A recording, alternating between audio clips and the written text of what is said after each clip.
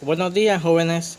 El día de hoy vamos a ver la farmacología del sistema nervioso central con el objetivo de que ustedes aprendan los mecanismos de acción, las dosis, las reacciones adversas y las indicaciones de los principales fármacos que se usan a nivel del sistema nervioso central para el tratamiento de las enfermedades psicosomáticas y trastornos psiquiátricos como la depresión, la ansiedad, la psicosis, la neurosis y los estados convulsivos. ¿Estamos claros? Ok, comencemos.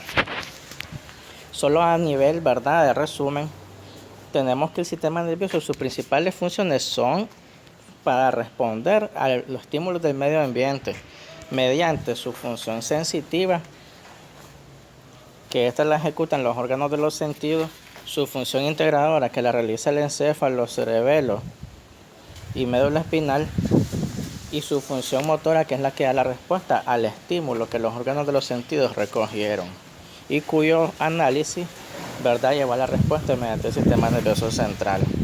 Entonces, continuemos.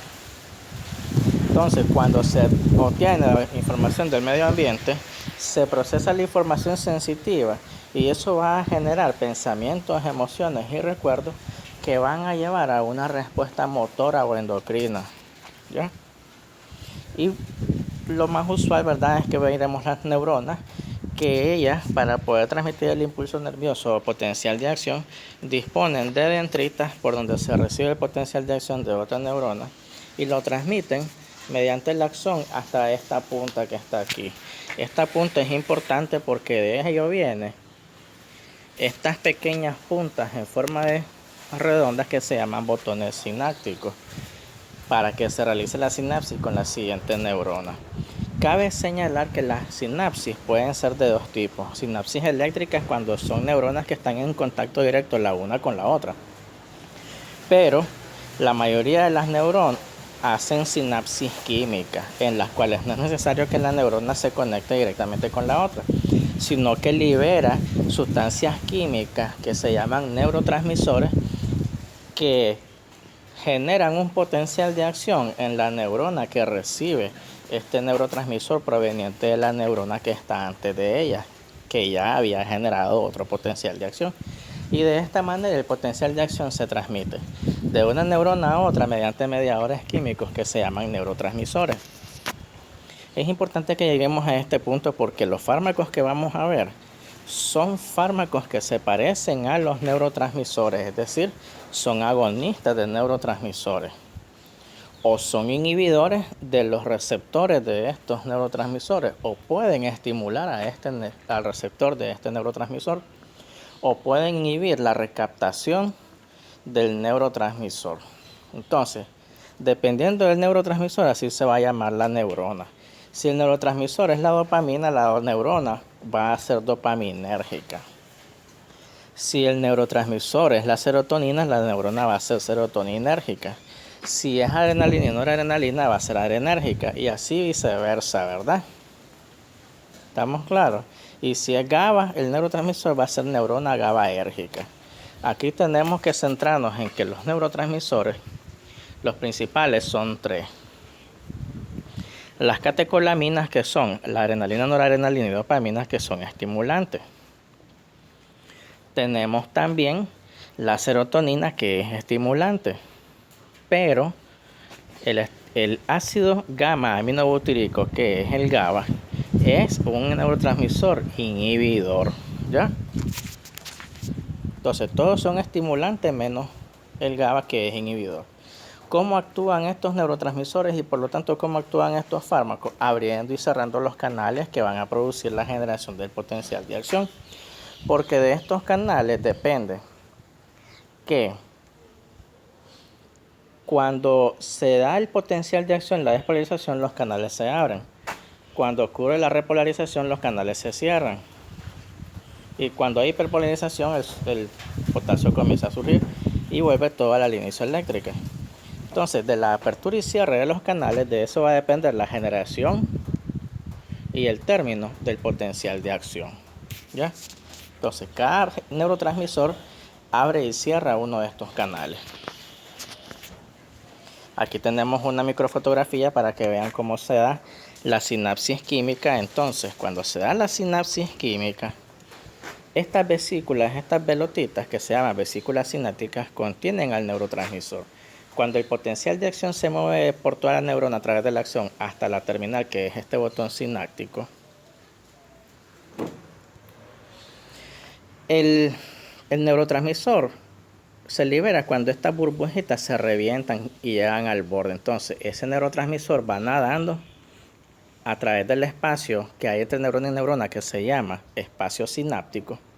Entonces, cuando esas pelotitas o neurotransmisor alcanza la otra membrana de neurona, se genera otro potencial de acción en la otra neurona y así es como se continúa la transmisión. ¿Estamos claros? Sigamos.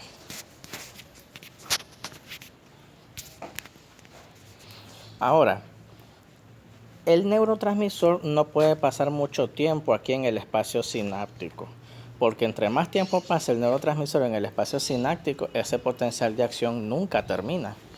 Entonces todo tiene que tener un límite, ¿ya? Por lo tanto, ese neurotransmisor tiene que ser removido de la hendidura sináptica para que el potencial de acción se termine. Entonces se puede ser removido por tres maneras: por difusión, por degradación enzimática o por recaptación celular. Este de recaptación celular es el más importante de todos y el que podemos influir mediante medicamentos. Continuemos.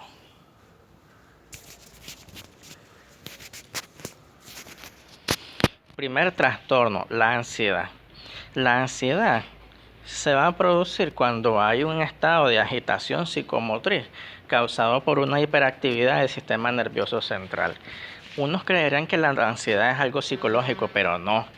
La ansiedad es un problema orgánico. Las personas ansiosas no son ansiosas porque quieren ni porque sí, es porque hay un daño cerebral evidente.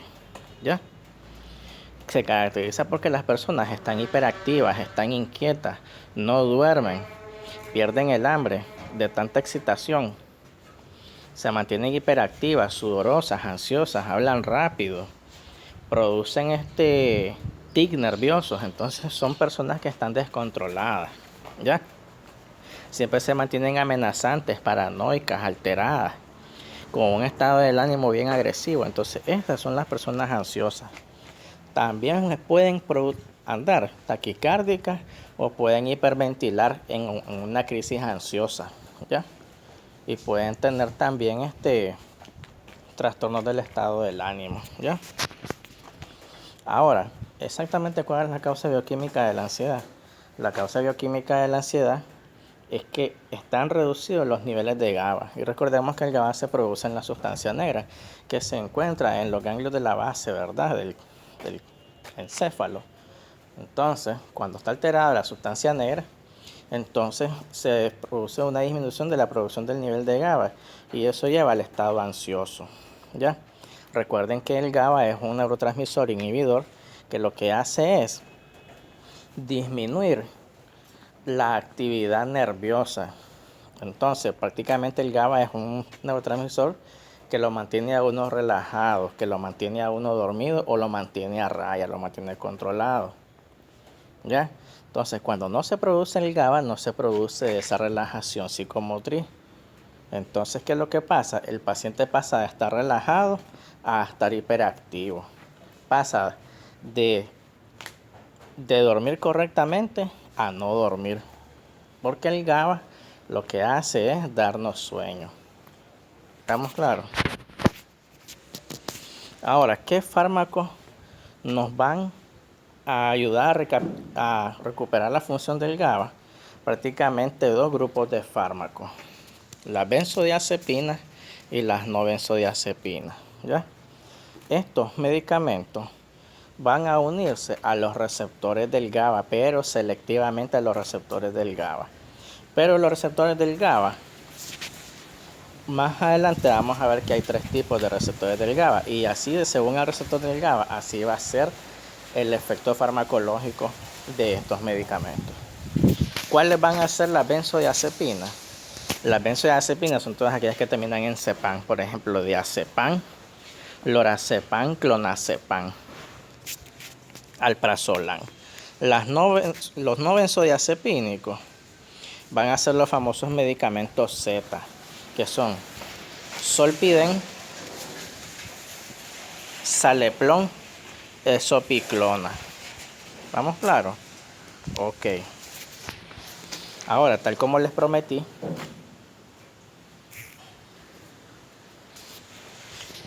dependiendo al receptor GABA que se unan, así va a ser el efecto terapéutico. Entonces vamos a tener 3 receptores GABA. El GABA A, GABA B y GABA C, que es lo mismo que tener el GABA 1, GABA 2 y GABA 3. Entonces, el GABA 1 es el más importante de todos, porque los medicamentos que se unan al GABA 1 van a ser los medicamentos que tengan su principal acción ansiolítica, hipnótica y sedante. ¿Qué quiere decir esto? Que los fármacos que se unan al GABA 1, que están ubicados más que todo en el cerebelo, son los medicamentos que van a ser más eficaces para controlar la ansiedad, para estimular el sueño y para sedar al paciente. ¿Ya? Los medicamentos que se unan al GABA 2, lo único que van a producir es relajación muscular. Pueden producir una disminución de la ansiedad e inducir el sueño, pero de manera pobre, porque su principal función va a ser la relajación muscular. Los fármacos que se unan al receptor GABA 3, principalmente lo que van a causar es una disminución del dolor visceral, es decir, puede servirnos para los cólicos. ¿Estamos claros? Entonces, los ansiolíticos más eficaces van a ser los que se unan al GABA 1, porque aparte de aliviar la ansiedad, inducen el sueño y la sedación.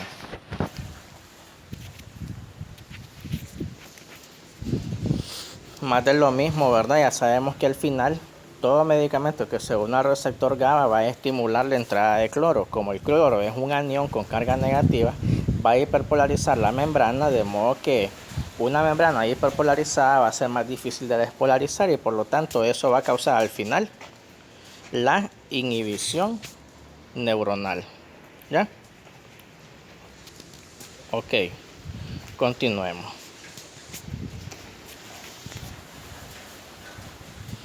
Las benzodiazepinas, así de manera general, las podemos clasificar según el número de átomos de nitrógeno y su ubicación. Entonces pueden ser que el nitrógeno está en los enlaces 1,4, entonces esas se van a llamar 1,4 benzodiazepinas. Puede ser que el enlace de nitrógeno está unido en los carbonos 1 y 5, entonces va a ser 1,5 benzodiazepinas. Y puede ser que haya 3 nitrógenos en la misma benzodiazepina, entonces se van a llamar triazolo benzodiazepina.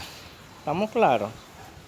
Bien, entonces una vez más repasando, las principales acciones farmacológicas de la benzodiazepina van a variar según al receptor GABA que se una, pero fundamentalmente son función ansiolítica, que es para lo que interesa, aliviar la ansiedad y las crisis ansiosas, relajación muscular, hipnótica y anticonvulsivante. ¿Estamos bien? Vamos a poner ejemplos de cada uno. De función ansiolítica, aquí sobresale la alprazolam, que es la misma tafil, la clonazepam y la lorazepam. Para relajación muscular, aquí sobresale la midazolam. Aunque teóricamente la midazolam puede también generar una respuesta para aliviar las convulsiones y producir disminución de las crisis ansiosas, su principal efecto es la relajación muscular. Por eso es que la midazolam es de elección en los procedimientos quirúrgicos al momento de la sedación para generar relajación muscular. De las benzodiazepinas que son hipnóticas, todas son hipnóticas, pero las más hipnóticas son la lorazepam y la diazepam. Y el clordiazepoxi, la clonazepam también. A pesar de que teóricamente todas pueden ser anticonvulsivantes, no todas son adecuadas para el tratamiento convulsivo. Las más adecuadas para el tratamiento anticonvulsivante son la diazepam, preferiblemente, y la clonazepam. De ahí el resto tienen función anticonvulsivante, pero muy pobre. Ahora, en esta tabla se resume la farmacocinética, pero para que ustedes puedan hacer más llevadera, la farmacocinética de los benzodiazepinas es la siguiente. Todas tienen una biodisponibilidad arriba del 90%. Gracias a ello es que pueden atravesar la barrera hematoencefálica y ejercer su efecto en el sistema nervioso central. La mayoría de ellas tienen una vida de media larga y la mayoría tienen una fracción de unión a proteínas arriba del 85%, por eso es que se pueden distribuir bien al líquido cefalorraquídeo. La mayoría muestra una buena unión a proteínas y como la mayoría se elimina y se metaboliza a nivel hepático, es usual encontrarla que la mayoría de ellas se eliminen mediante la orina y que sean detectables fácilmente en la orina. Así que si hay personas que se quieren hacer una prueba antidoping, fácilmente va a dar positivo porque se elimina. Así como se tienen buena biodistribución, ¿verdad?, a todos los líquidos corporales, incluyendo el líquido cefalorraquídeo, también tienen buena capacidad de eliminación y de depuración, entonces se van a dar positivo fácilmente en orina. ¿Cuál va a ser la reacción adversa? La principal reacción adversa va a ser la dependencia, porque ustedes saben que se usa para disminuir y tratar la ansiedad, ¿verdad? Entonces, cuando el efecto ansiolítico desaparece porque ya se le venció su vida media de aproximadamente 12 horas, entonces el efecto ansiolítico desaparece y se vuelve a presentar la crisis ansiosa. Y entonces el paciente tiene la necesidad de volver a tomar el medicamento y entonces es así que se va generando la adicción. Con el tiempo, la cantidad que necesita de dosis va aumentando porque la crisis ansiosa va a ir apareciendo más pronto, hasta que después se genera lo que es la tolerancia al medicamento con pérdida de la eficacia, porque cada vez va a necesitar dosis mayores. Ok, continuemos. Otras reacciones adversas que tienen las benzodiazepinas son la sedación excesiva, porque hay personas que al tomar la benzodiazepina pueden tener un sueño demasiado profundo. Hay otras personas causa disminución en los reflejos. Por eso es que las personas que conducen no deben de tomar benzodiazepinas si están en funciones, porque si piensa conducir, los benzodiazepinas van a disminuir tanto sus reflejos que su pericia ante el volante va a disminuir y probablemente sufra un accidente. Hay personas que se van a tener síntomas de confusión y somnolencia, y en el peor de los casos, cuando la dosis llega a su dosis tóxica, puede haber depresión respiratoria, porque recordemos que la respiración se controla en el sistema nervioso central, en el bulbo raquídeo. Y si estos medicamentos a dosis elevadas inhiben totalmente el centro de la respiración se va a detener y va a aparecer lo que es la depresión respiratoria. Después de la depresión respiratoria va a aparecer la hipotensión y después el paro cardíaco. Lo bueno es que hay antídoto para la benzodiazepina, porque cuando hay una intoxicación por benzodiazepinas y se produce la depresión respiratoria, puede ser revertida mediante el uso de naloxona directamente a través de una sonda endotraqueal y mediante la intubación y la ventilación mecánica, ¿ya? Entonces así es que se trata de una depresión respiratoria. De los no benzodiazepínicos no hay mucho que hablar, porque ellos, en vez de unirse al GABA1, lo que hacen es aumentar la respuesta del receptor. Entonces estos medicamentos, los más representativos son los medicamentos Z, porque comienzan con Z, que son el Zolpidem, el Zaleplon y el Zopiclona. Ok, bien, continuaremos el contenido de la conferencia en vivo durante el Zoom y ampliando los contenidos en el foro que está preparado para ustedes en la plataforma virtual. Buenos días y gracias por su atención.